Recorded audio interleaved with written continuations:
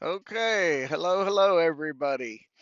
Um, it's been a long time since I posted, a couple weeks I think, and we got back into Atlanta um, last week before last, week before last, Friday. So 2 weeks ago, yesterday, and I came in with brought the truck in because I had 4 days home time, and they I had a page and a half of problems with the truck. A lot of them were, I believe, electrical issues, shorts. Uh, so I turned the truck in, went on my home time, called them back the day before I was supposed to come back, and they went ahead and they had me empty everything out of the truck before I went home, which I did. So they didn't have a vehicle for me. They asked if I was willing to go out to Phoenix and pick up a vehicle. So they gave me a rental car. I picked that up a week ago Wednesday and drove out to Phoenix. 32, 33 hours straight through. Got out there, picked the truck up on Friday, and waited through the weekend to give me a load. So I wanted to show you and do a video of the new truck.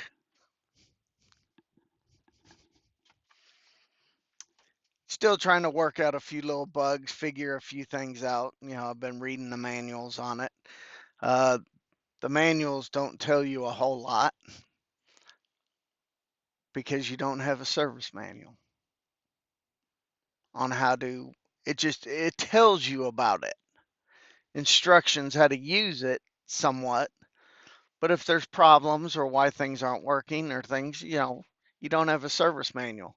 And I've asked the couple terminals that I've been to, working my way back from back east here,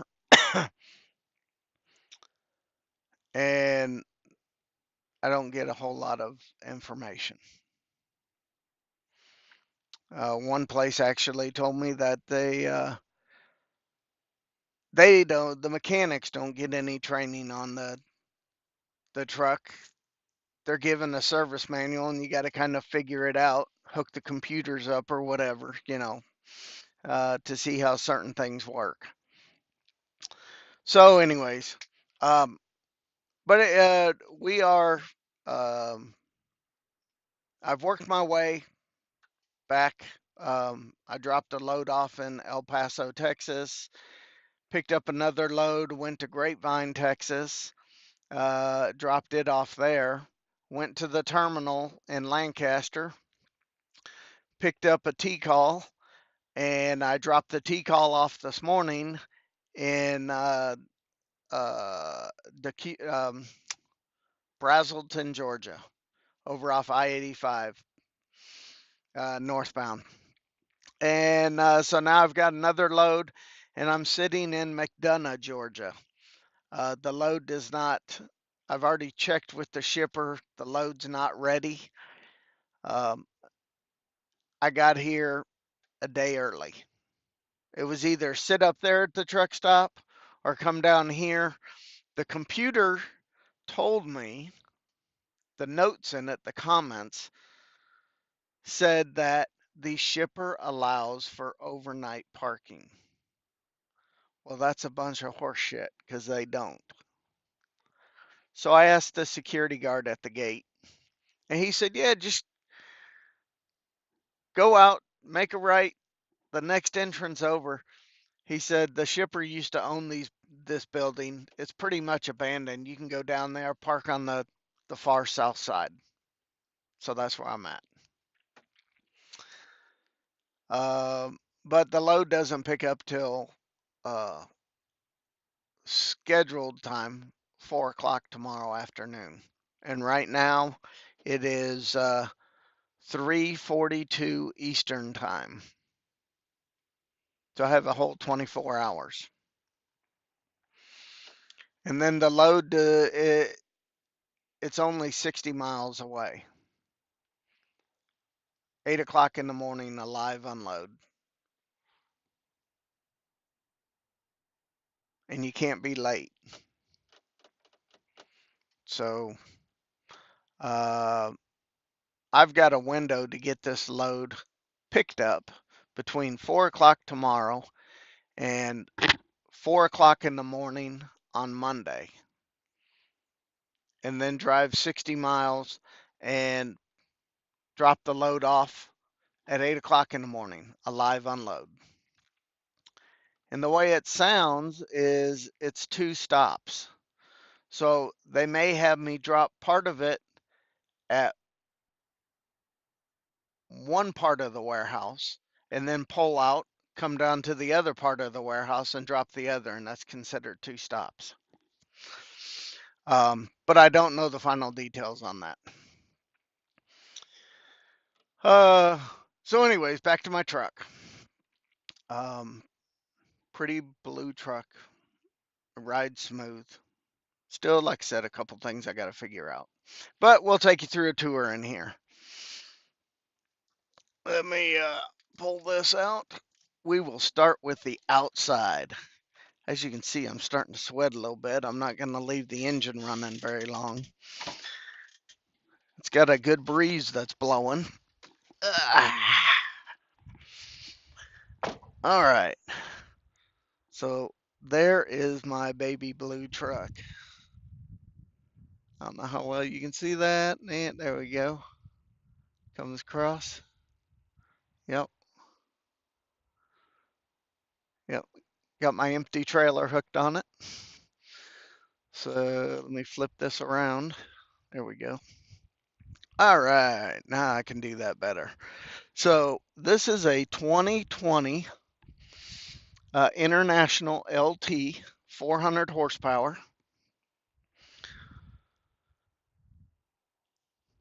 Look at them nice shiny wheels. It's kind of dirty right now. I got to give it a bath. And that's the back. It's got dual CB antennas on the back. And actually, they pick up pretty decent for the most part. And we'll walk around to the front.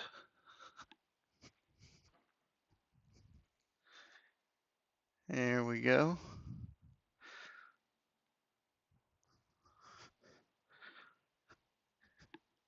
And we ain't gonna walk around that side, left side, same as the right side. There we go. But yeah, it needs a bath.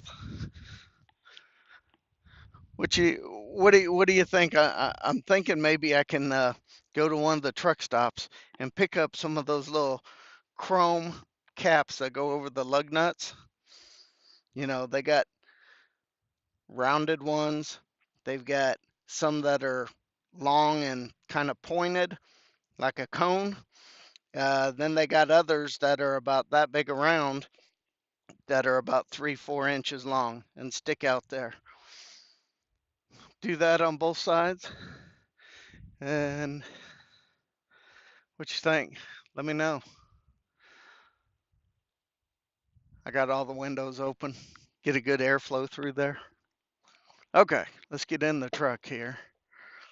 So, driver's side, 3 points of contact getting in. And so there's your dash. Let's move this down out of the way there a little bit. There's your dash. And here, there we go. There's better. So you have your water temperature gauge. You have your primary and secondary air tank, your fuel gauge, your RPMs, your miles per hour, your oil pressure gauge, and your depth gauge, and then your LCD screen, which I have, let me turn the key on, you can see it here. I've got two gauges hooked up here that, come on, baby. There we go. I've got my temperature gauge in the upper left corner, and I've got my voltmeter gauge in the upper right corner. This tells me I'm in neutral. This would be, whoops, the 0 tells you your speed. Down here, we'll have your things. It has your set speed, and then your ACC, which is the automated cruise control, and the CMS, which is the computer that does the sensing of the vehicle in front of you. And it'll actually show in the right corner here what the vehicle speed is in front of you. And it'll have um, like a little radar going out, and it's green. If it's green, you're a good distance. You're more than a second and a half, 2 seconds back. Um, it doesn't sound like much, but that's what the green indicates on there. They're further ahead of you. Then uh, a warning indicator would change from green to amber, and then if there was a possible crash or uh, contact getting too close real quick, it goes to red. And let me tell you what, when this automated system kicks in, uh, you'll feel it because it'll hit the brakes itself. The computer will take over and start to make sure there's not a collision. But what I don't like is the fact that the sensor is too sensitive because overpasses have a tendency to activate it, and that's scary because I've had that. I had that happen today. Uh, it was, I mean, it just out of the blue. All of a sudden, I was coming up to an overpass, and that thing went off collision, and everything went red, and the brakes. Oh God, yeah, that's not right. You have a control right here, which allows you to change the screen parameters for your LCD screen up here. And what's nice too is this truck has a axle load, so you can actually see what the load is, the total weight on your second and third axle. So there's the gauges right there. Um, your differential lock, your traction control, your anti-rollback. This is a dome light, cab light, and then it's got a little floor lights. This one here is a bunk light, and this one is a floor light. It's red. There's three of them. Uh, your fifth wheel slide. This is the climate control for the bunk. This is the fan control for the bunk. Your fifth wheel unlock, and your parked regen. Then you got your hazard. And these here, it says clear entry. It's got an engine and a lock. This is a password setting that Swift uses to get in to be able to check or change any parameters or anything in the software or the truck. Then your trailer or your tractor brake, your trailer brake, your climate control for the cab, um, power port with USB. You have another power port with the USB. And we come over here. We've got our headlights. It's got a lamp check.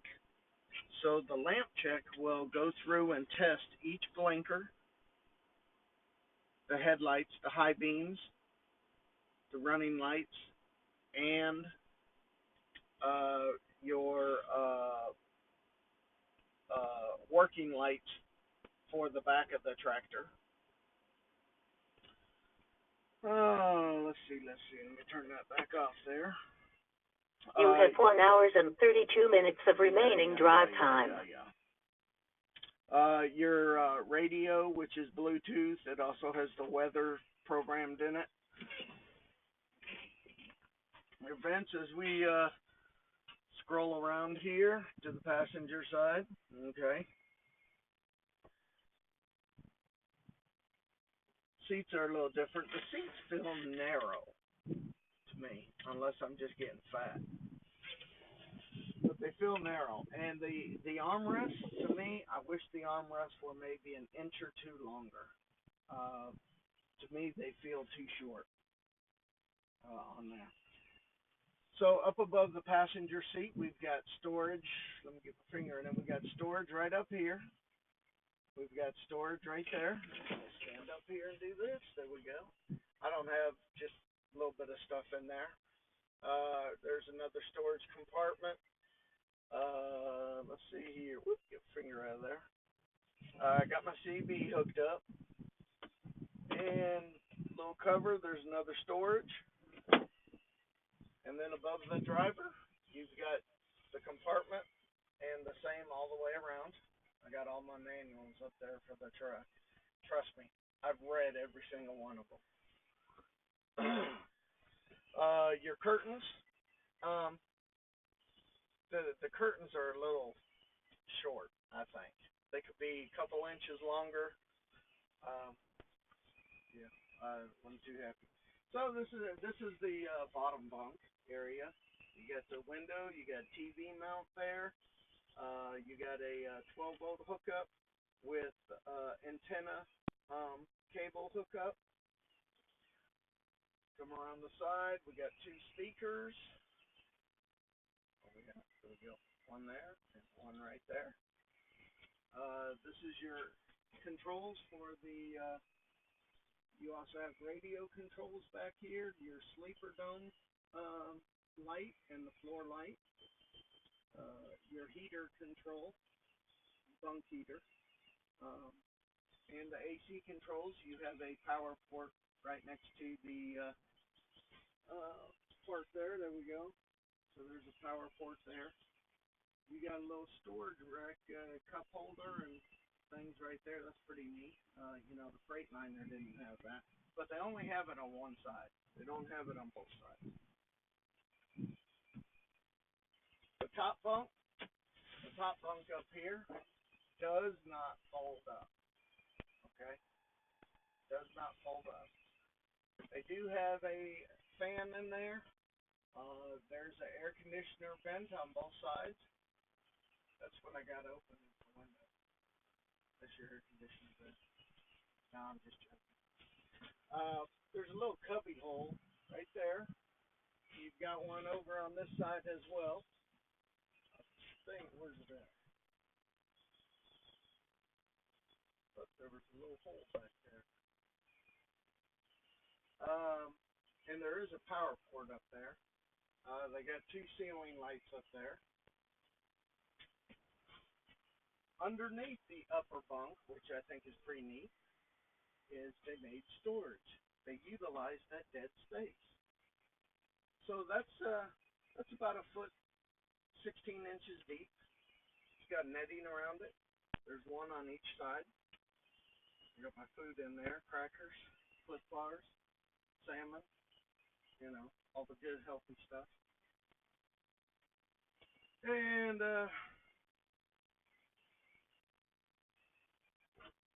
cabinet. The cabinets come with shelves, not fully stocked. But the shelves are nice in there. Low cubby area right here. Drink the other way. There's no power port on this side. The only power port you got is right back there. Then we come down here to the bottom shelf.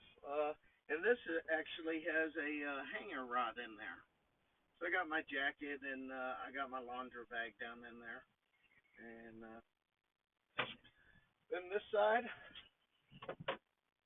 more storage with shelves and my food, bins. Okay.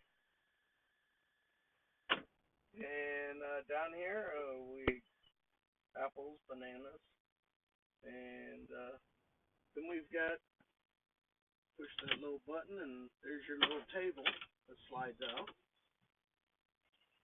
Okay. And you got a little storage area, and then beneath that is a refrigerator, and it does pretty decent. Um,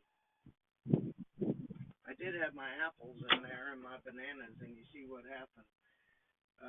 They're not the bananas, even though they look black. That's just the outside. It was kind of like freezer burnt. So we'll kind of back up here and see what we can do. There's the view, sitting back on the bunk.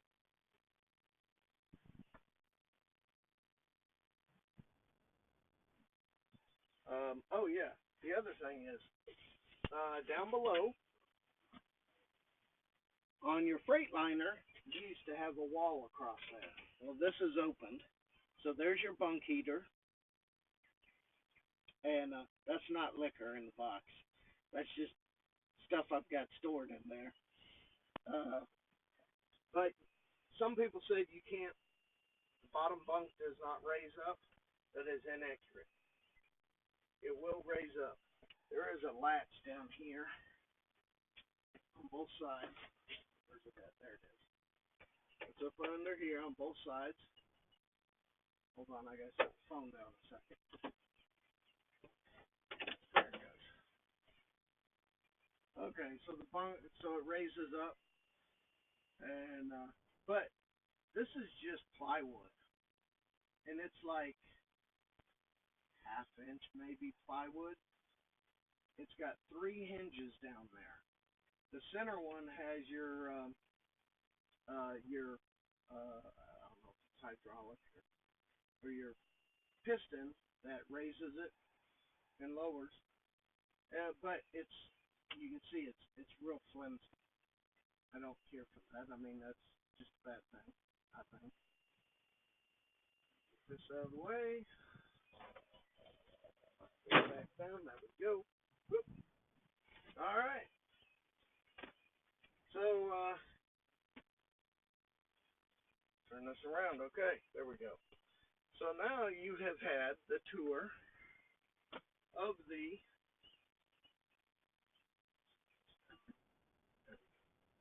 So now you've had the tour of the 2020 International LT. You can get them with or without refrigerator. It rides real smooth. The transmission is a automated transmission, so you do have the control to switch from automatic to manual. Um, if anyone remembers on the Freightliner, when you set the cruise, let's say you set the cruise at 60 miles an hour, and you start to go down the decline, when you hit 63 miles an hour, the engine brake kicks in automatically. Well, this doesn't do that. Um, I actually was about 5 or 6 miles over on a decline. I manually had to put it in because it wasn't slowing down. So, anyways, that's something just to maybe keep in mind for those that aren't used to maybe having to use that or anything. But anyways, that's your tour. Hope y'all liked it. Enjoy. And it's getting long, 24 to almost 25 minutes. Y'all have a wonderful day. Thank you very much. And remember to like, comment, or subscribe.